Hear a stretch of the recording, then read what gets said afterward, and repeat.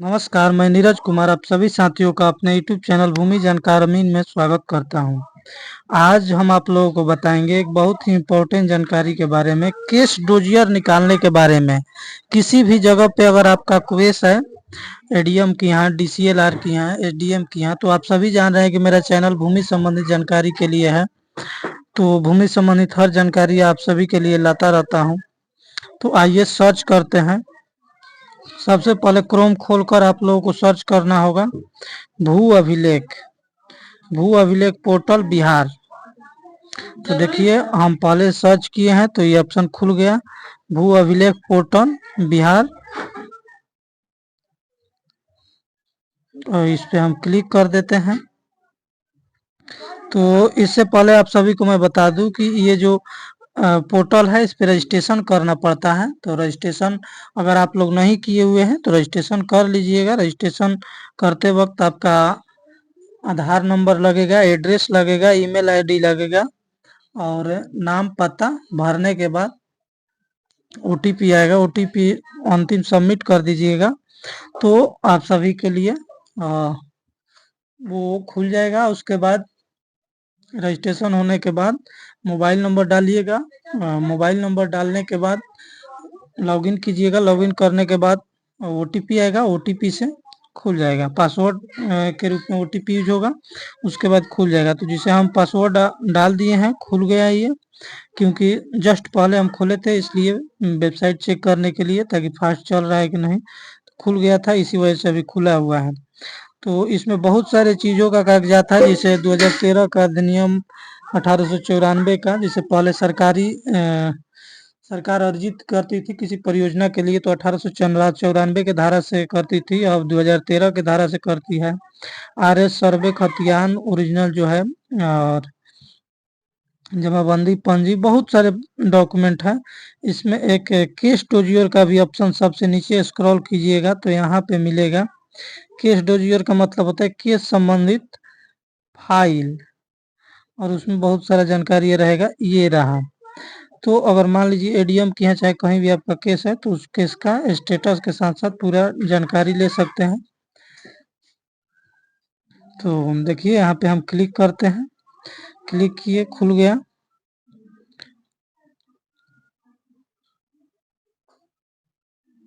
मान लीजिए मेरा केस नंबर है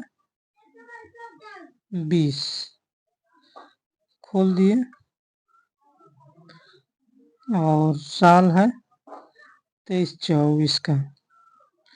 न्यायालय का प्रकार, जिसके पास भी आपका केस होगा, जैसे डीसीएलआर के यहाँ होगा, सीओ के यहाँ होगा, एडीएम के यहाँ होगा, डीएम के यहाँ होगा, कमिश्नर के होगा, ये सभी राजस्व न्यायालय है, यानी रेवेन्यू कोर्ट है। जो भी इससे विवाद होगा तो म्यूटेशन से, जमाबंदी रद्दीकरण से या रेंट फिक्सेशन से, यही सब होगा। आप सभी जानते होंगे कि टाइटल डिसीजन नहीं कर सकती रेवेन्यू कोर्ट, यानी स्वामित्व का फैसला नहीं कर सकती, मालिकाना हक नहीं दे सकती। लेकिन जमाबंदी संबंधित, अन्य दखल दहानी संबंधित, बंटवारा संबंधित बहुत सारे छोटे छोटे अधिकार इनको दिया गया है, तो काफी प्रमुख है।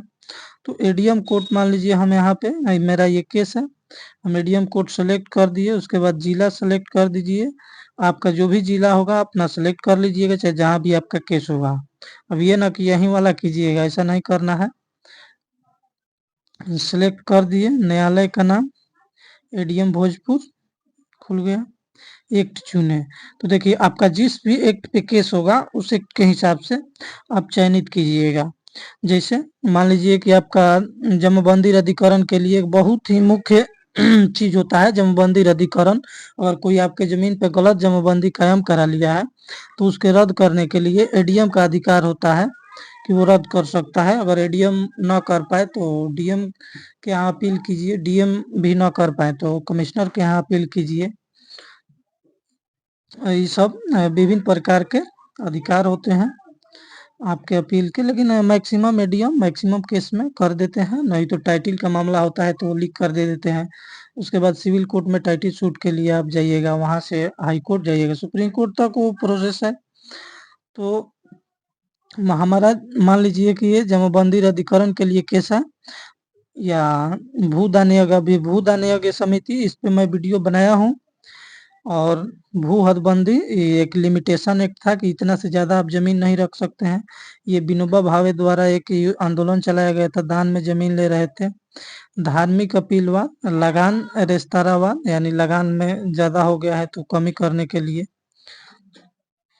ये दाखिल खारिज से अपील से संबंधित है कि अगर मान लीजिए आपका दाखिल खारिज रिजेक्ट कर दिया गया सीओ द्वारा, तो सीओ के बाद अपील होगा डीसीएलआर के यहाँ, एलआरडीसी के यहाँ, लैंड रिफॉर्म डिप्टी कलेक्टर, यानी भूमि समाहर्ता, भूमि सुधार समाहर्ता होते हैं। उसके बाद अपर समाहर्ता होते हैं। उसके बाद समाहर्ता होते हैं डीए। तो आपका जो भी होंगे, जिस तरीके का केस होगा उस हिसाब से आप चयनित कीजिएगा। तो मेरा मान लीजिए केस है जमाबंदी रद्दीकरण से, तो हम 2011 वाला ये एक्ट जो है उस पे चयनित कर लिए। उसके बाद केस नंबर चयनित है, वर्ष चयनित है, तो आप सभी फिर से एक बार देख लें। और जब तक खुल रहा है तब तक मेरे चैनल को सब्सक्राइब कर ले, वीडियो को लाइक कर दें, शेयर कर दें। और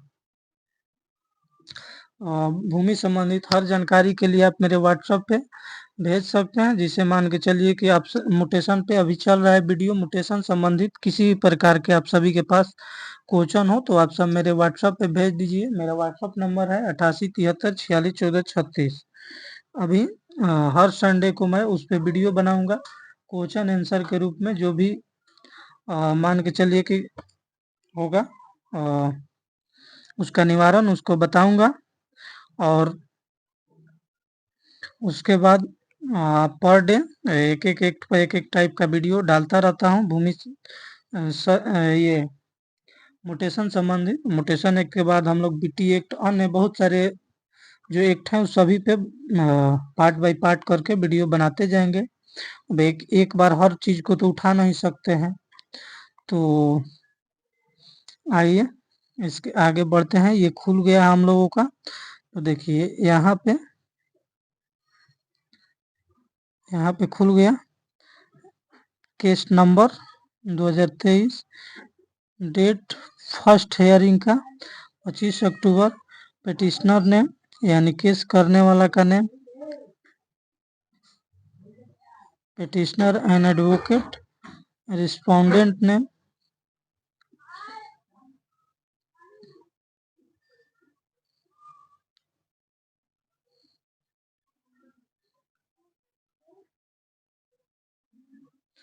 केस स्टेटस यहाँ देख लिए पेंडिंग दिखा रहा है।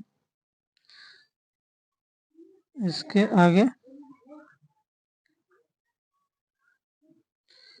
जिस डेट पे हियरिंग हुआ है वो दिखा रहा है 22/11/2024 तक हियरिंग हुआ है। अगर नेक्स्ट डेट पे हियरिंग होता तो वो भी दिखाया रहता।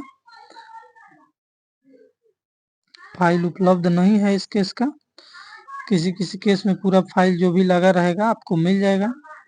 तो आप सभी समझ गए होंगे कि किस तरीके से किसी केस का फाइल निकालना है और इसको क्या कहते हैं। आप सभी समझ गए होंगे डोजियर का मतलब क्या होता है।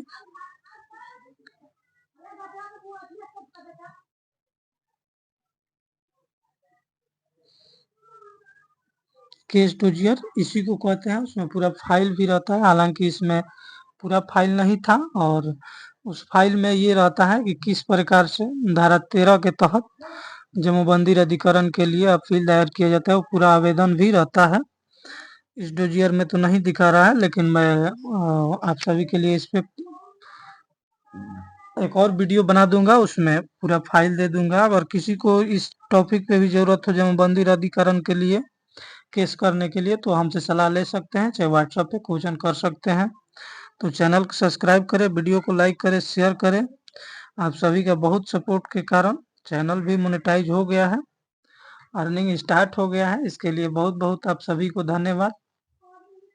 देखते रहिए भूमि जानकार अमित। जय हिंद, जय भारत।